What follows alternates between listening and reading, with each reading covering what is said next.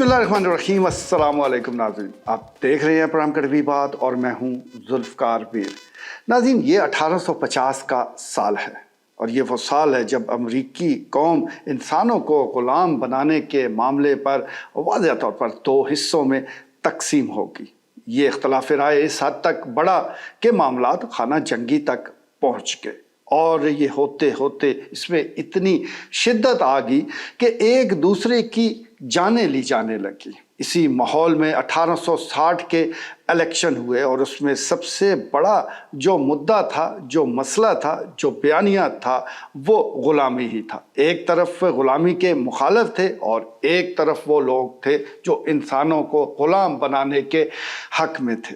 उस वक्त Republican party ने इब्राहिम लिंकन को सदारती उम्मीदवार के तौर पर मैदान में उतारा। इब्राहिम लिंकन ग़ुलामी के सख्त मुखालिफ थे। दूसरी तरफ डेमोक्रेट थे जिन्होंने सेनेटर डगलस को सदारती उम्मीदवार बनाया।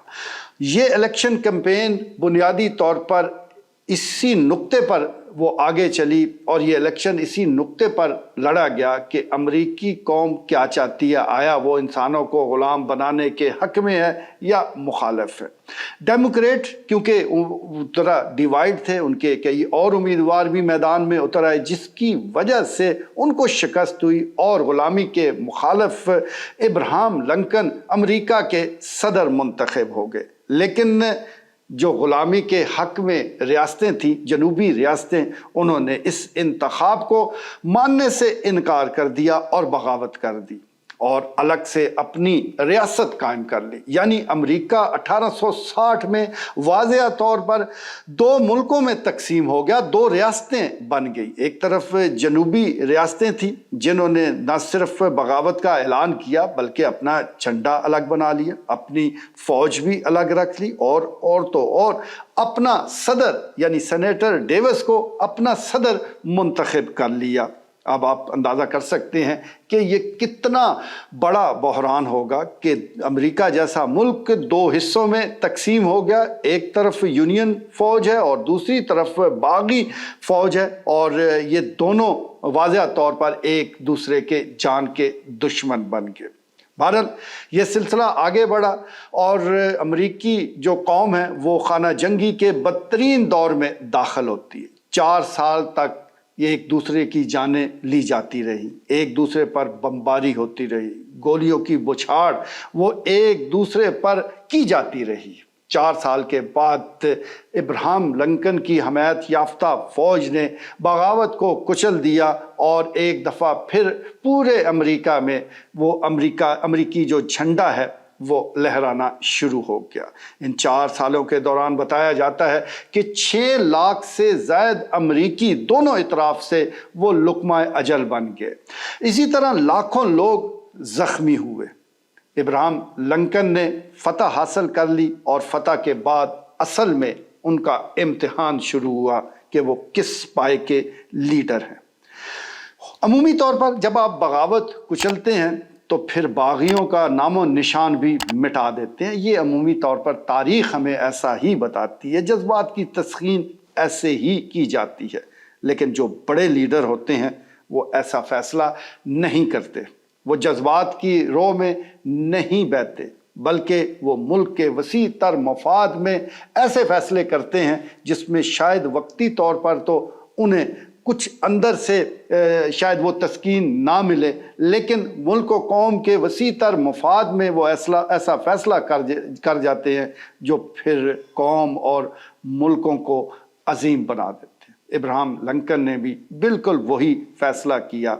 जंग के नतीजे में 6 लाख लोग वो मारे गए, लाखों ज़ख्मी हैं, लेकिन जो इब्राहिम लिंकन अवाम से खिताब करते हुए ऐलान करते हैं कि तमाम बागी जो इस वक्त कैद में हैं उनको माफ़ किया जाता है। यही नहीं बल्कि जो इस दौरान बागियों की तरफ से लड़ते हुए मारे गए और उन्होंने मरने से पहले बहादुरी का मुजाहरा किया, उनको कौमी हीरो तस्लीम किया गया और तो और उनके इलाकों में उनकी यादगारें तामीर करने की इजाज़त भी दे दी गई। ये कितना बड़ा दिल है, ये कितना बड़ा फैसला है। हालांकि वो चाहते اور ہوتا بھی عموماً ایسا ہی ہے کہ بغاوت کو کچل دیا ہے، اب تو ان کا نام و نشان مٹ جانا چاہیے، لیکن وہ اچھی طرح جانتے تھے کہ یہ جو فتح ہے یہ پھر عارضی فتح ثابت ہوگی۔ اگر اس وقت باغیوں کو معاف نہ کیا گیا، ان کو اپنا حصہ نہ بنایا گیا، تو پھر ایک ایسی لکیر وہ لگ جائے گی دلوں پر جس نے پھر دوبارہ امریکہ کو شاید ایک نہیں ہونے دینا تھا۔ وقتی طور پر یہ ملک بھلے ایک ہو جاتا، لیکن یہ اختلاف موجود رہتے اور پھر ایک وقت ایسا آنا تھا کہ خانہ جنگی پھر سے شروع ہو جاتی۔ اس چیز کو بھانپتے ہوئے ابراہم لنکن نے وہ فیصلہ کیا کہ جتنے بھی باغی ہیں اس کو معاف کیا جاتا ہے۔ ان کے فیصلے کے نتیجے میں ہی آج امریکہ سپر پاور ہے۔ یہ 1860 میں یہ منتخب ہوئے اور پھر 4-5 سال خانہ جنگی کے، اور پھر یہ سفر ہمارے سامنے ہے۔ تو لیڈر وہی ہوتا ہے جو کہ اپنے دل کو بڑا کرے اور مخالف پر حاوی ہو جائے اپنے فیصلوں کے نتیجے میں۔ یہ میں نے کہانی جو کہ حقیقت ہے یہ آپ کے سامنے اس لیے رکھی ہے کہ پاکستان میں بھی 9 مئی کو لے کر ایک بحث مباحثہ جاری ہے۔ 1 سال ہو گیا ہے، آج پورا یہ سال مکمل ہو چکا ہے، آج 9 مئی ہے۔ یہ بحث مباحثہ چلتا رہا اور آج تو باقاعدہ مورچہ زن ہے، اس کے حامی بھی اس کے مخالف بھی۔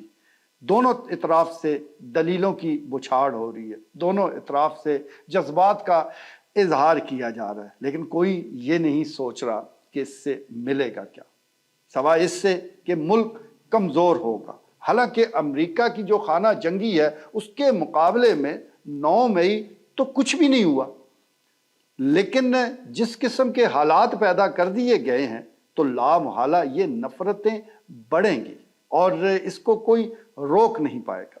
تو اس سلسلے میں گزارش صرف اتنی ہے کہ جب خانہ جنگی ہوتی ہے، جب اختلاف رائے سے معاملات آگے بڑھتے ہیں، تو پھر جب کوئی گولی چلتی ہے تو چلانے والا بھی آپ کا اپنا ہوتا ہے، وہ گولی بھی آپ کے اپنے پیسوں سے خریدی گئی ہوتی ہے، اور جس جسم کو وہ جا کے لگتی ہے وہ بھی آپ کا ہی حصہ ہوتا ہے، آپ کا اپنا ہی شہری ہوتا ہے، اور آپ کا اپنے ملک کا ایک شہری اس دار فانی سے کوچ کر جاتا ہے۔ یعنی جو قتل کرنے والا ہے وہ بھی آپ کا ہی حصہ ہے، اور جو مرنے والا ہے وہ بھی آپ ہی کا حصہ اور آپ ہی کا ایک سپوت ہوتا ہے۔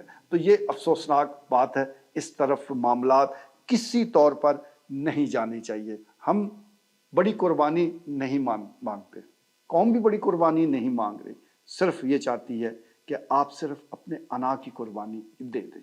یہ ملک رہے گا تو سارے معاملات چلتے رہیں گے، وزیر اعظم بھی بنتے رہیں گے، اسٹیبلشمنٹ کے کردار بھی آتے جاتے رہیں گے، لیکن خدا نخواستہ اس ملک کو مزید نقصان پہنچا تو پھر پچھتانے کا موقع بھی نہیں ملے گا۔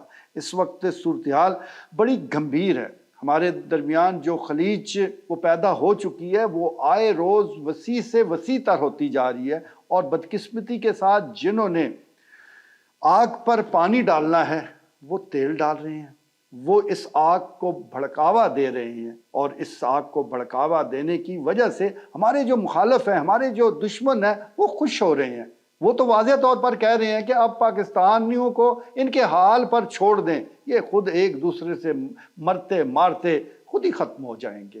یہ میں سمجھتا ہوں کہ بڑے شرم کی بات ہے۔ یہاں پر بڑے بڑے لیڈران موجود ہیں، بڑے بڑے صاحب عقل موجود ہیں، تو کیوں وہ اس ساری سنگینی کو نہیں سمجھ پا رہے، کیوں نہیں جانتے، کیوں نہیں سمجھ پا رہے کہ یہ بین الاقوامی جو سازش ہے پاک فوج کے خلاف، یہ آج کی نہیں ہے، پرانی سازش ہے کہ پاک فوج کو کمزور کیا جائے۔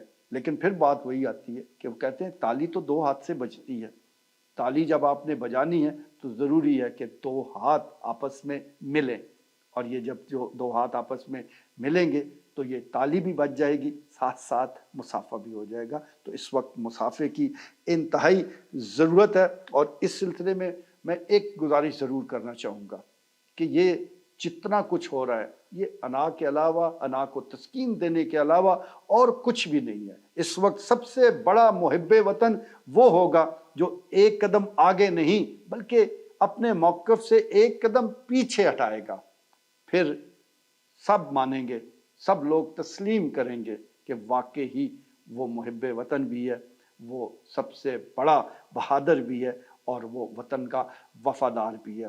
محض نعروں سے اور لفاظی کے ذریعے تو کوئی بھی محب وطن بن جائے، لیکن یہ جو صورتحال ہے، جو ایک ڈیڈ لاک بنتا ہمیں نظر آ رہا ہے، اس سے نکلنا انتہائی ضروری ہے اور یہ بہت جلد ہونا چاہیے۔ اب آتے ہیں شہداء کی طرف۔ 9 مئی کے دن شہداء کی یادگاروں کی بے حرمتی کی گئی۔ میں سمجھتا ہوں کہ یہ اتنا گھنونا کام ہے جو کوئی سوچ بھی نہیں کر سکتا، کوئی قوم، کوئی زندہ قوم سوچ بھی نہیں سکتی کہ وہ اپنے شہداء کی یادگاروں کی توہین کرے، ان کی بے حرمتی کرے، کیونکہ شہداء جو ہوتے ہیں وہ مشترکہ اثاثہ ہوتے ہیں کسی بھی قوم کا۔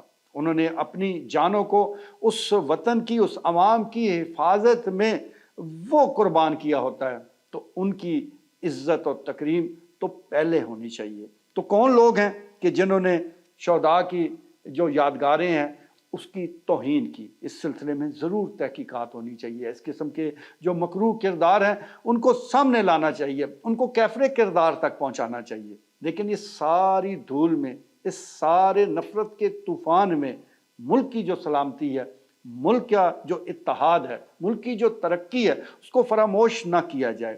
اس کی آڑ میں سیاسی فائدہ اٹھانے کی کوشش ہرگز نہ کی جائے۔ ہو سکتا ہے آپ وقتی طور پر معمولی کچھ فائدہ اٹھا لیں، لیکن آگے چل کر سوائے ملک کو نقصان کے اور کچھ کسی کے ہاتھ نہیں آنا۔ کیا یہ اچھا ہو کہ ہم اس دن کو بھولنے کی کوشش کریں، بجائے اس کے کہ زخموں کو کریدا جائے؟ زخموں پر مرہم لگانے کی ضرورت ہے۔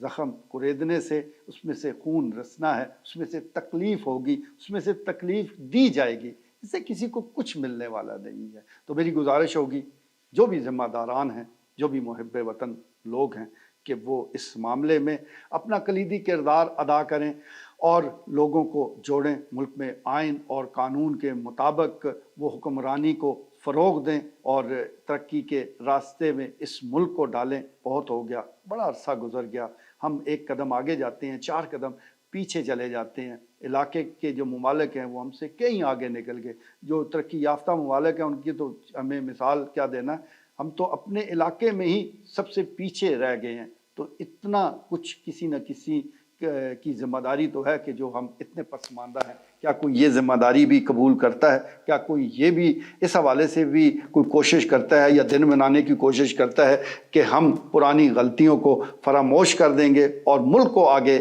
لے کر جائیں گے؟ خدا کے لیے اب فیصلہ کریں۔ بہت ہو گیا، بس بہت ہو گیا۔ آج کے لیے اتنا ہی، اجازت دیجیے، اللہ نگہبان۔